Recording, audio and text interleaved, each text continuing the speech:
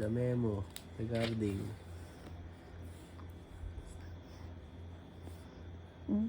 First time yan. we shall remit the payment through ano yan, edit next year na. Attach is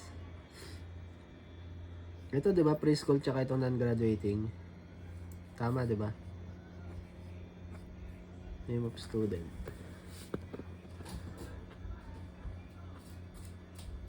Aiden Dalangin, grade Casa C. What is that writing? Your name and your section. My cousin too? This is how we close it. Put that here. Pwede maglalagay na ng pera dito? And this is how you open it. Ano date ngayon? 6? Mom, and this is how you open it. 6 ngayon, di ba? Di ba? Di ba? March 6? No.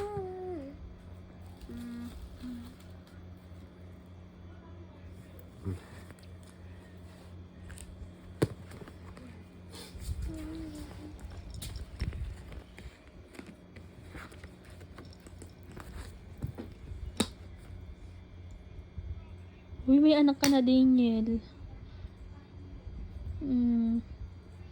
Asan yung anak ni Daniel?